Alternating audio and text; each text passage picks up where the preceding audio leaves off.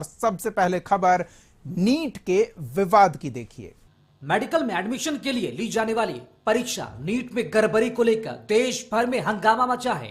परीक्षा में धांधली का आरोप लगाया जा रहा है। परीक्षा 5 मई को ही थी और इसमें करीब 24 लाख से ज्यादा छात्र शामिल हुए, लेकिन रिजल्ट आते ही बवाल शुरू हो गया।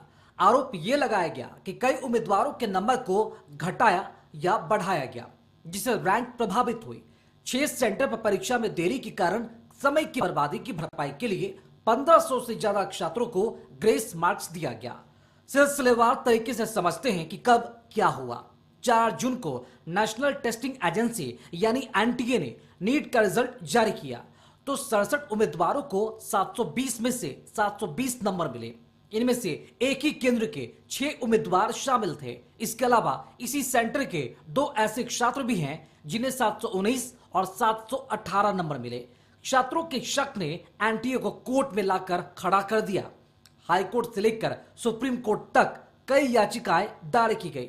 जब हंगामा बढ़ा तो एनटीए ने ग्रेस मार्क्स के बारे में जानकारी दी। छात्रों के प्रदर्शन के बीच 14 जून को सुप्रीम कोर्ट में 20,000 छात्रों की अर्जी पर सुनवाई हुई, जहां बताया गया कि ग्रेस मार्क्स रद्द किया जा रहा है और जिन 1563 छात्रों को ग्रेस मार्क्स दिए गए थे उन्हें दोबारा परीक्षा में बैठने या बिना ग्रेस मार्क्स के साथ काउंसलिंग में शामिल होने का विकल्प दिया जाएगा।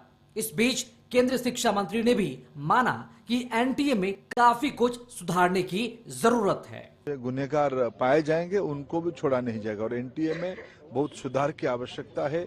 कुछ विषय एनटीए एक स्वायत्त संस्था था, लेकिन एनटीए की बारे में सुधारने की बहुत आवश्यकता है। सरकार उसके ऊपर भी चिंता कर रही। मामले पर सुप्रीम कोर्ट में सुनवाई 8 जुलाई को होगी, लेकिन बात सिर्फ नंबर तक सीमित नहीं है। 2 जगहों पर पेपर लीक होने के आरोप भी लगे हैं। गुजरात की गोधरा और बिहार में ऐसे मामले सामने आए। बिहार पुलिस की आर्थिक अपराध शाखा यानी ईओयू ने पिछले महीने ही कहा था कि उसे जांच में पता चला कि 5 मई की परीक्षा से पहले लगभग 35 उम्मीदवारों को नीट यूजी के प्रश्न पत्र और उत्तर उपलब्ध कराए गए थे। इस मामले में अब तक 13 व्यक्तियों को गिरफ्तार किया गया है, जो अलग अलग जिलों के रहने वाले हैं। इस बीच 2 कैंडिडेट पटना में आर्थिक अपराध इकाई के हेडक्वार्टर पहुंचे, जिनमें से एक का नाम ईशा है, जो बख्तियारपुर के रहने वाली है। वही दूसरी लड़की अपने परिजनों के साथ आई, लेकिन उसने अपना नाम बताने से इनकार कर दिया। अरे बुलाया गया तो इसलिए बुलाया गया आपको, इसलिए बुलाया गया। साहब आएंगे तो आप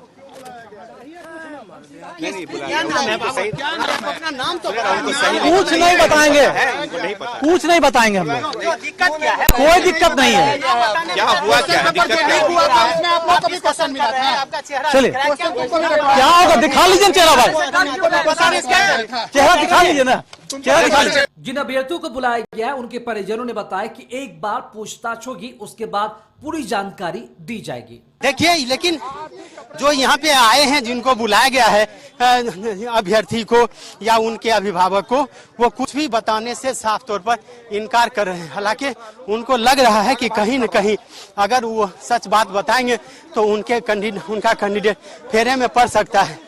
लेकिन लड़की 609 छोड़िए ना, सब बताएंगे। अभी अभी हटाइए, फिर गलत कर रहे हैं आप लोग। कहाँ के रहने वाले हैं? जाएंगे तब पता चलेगा, आएंगे तो बताएंगे आपको। आपका क्या नाम है? सब बताएंगे आके, आप लोग वेट कीजिए। आप अपना नाम बताएं। आपको सब बताएंगे, आप वेट कीजिए। और जो सच्चाई है देश का, जो भी देख रहे हैं स्थिति, ये पता चलना चाहिए। जब मैं लौटूंगा मैं बयान दूंगा, ठीक है? लेकिन अभी कुछ मत कीजिए, एकदम गलत, 100%। ये बताइए, ठीक है? क्या आप सब जो बच्ची है जिसके साथ 1 मिनट शांत रहिए, आप लोग शांत रहिए। नहीं, आप लोग शांत रहिए, मैं सब जवाब दूंगा निकलने के बाद। आप वेट कीजिए, आप बताइए। ठीक है? मैं सब जवाब दूंगा। बच्चिया को कितना नंबर आया था? अच्छा, आपको क्या नोटिस गया था या मोबाइल से आपको बुलाया गया? कुछ नहीं, कोई नहीं, तो कैसे आप आए? इसीलिए तो कॉल नहीं हो रहा है, बात नहीं हो रहा है। ईओयू के मुताबिक छानबीन में सॉल्वर गैंग के पास 13 परीक्षार्थियों के रोल कोड मिले हैं। इनमें से 4 को पुलिस ने पेपर लीक का केस सामने आते ही गिरफ्तार कर लिया था। बाकी 9 परीक्षार्थियों के बारे में जानकारी के लिए ईओयू ने परीक्षा का संचालन करने वाली एजेंसी एनटीए से जानकारी मांगी थी। जानकारी मिलने के बाद अब उन्हें पूछताछ के लिए बुलाया जाएगा।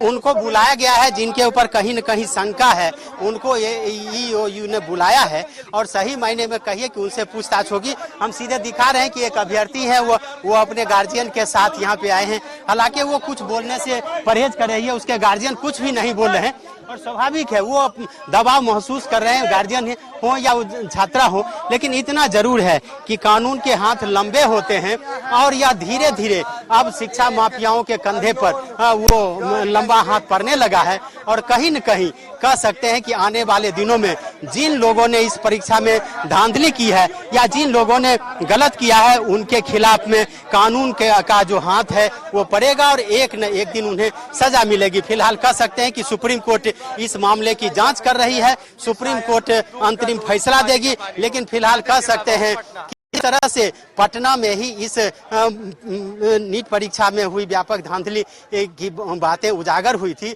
और खास करके जो इस नीट परीक्षा में माफिया हैं उनका नाम उजागर हुआ था। इसके बाद आज पहला दिन है जब एक तरह से कही कि उनको बुलाया गया है, उन अभ्यर्थियों से पूछताछ की जानी है और यह पता लगाना है कि आखिर परीक्षा में जो पेपर लीक हुआ था वो वास्तव में हुआ था या नहीं और इसमें किन किन लोगों का हाथ है। फिलहाल इंतजार करना पड़ेगा, लेकिन इतना जरूर कह सकते हैं कि नीट परीक्षा में जो व्यापक धांधली हुई उसका मामला अब धीरे धीरे उजागर होने लगा है और सच की परतें खुलने लगी है। कैमरामैन सुनील के साथ अशोक मिश्र, कशिश न्यूज, पटना।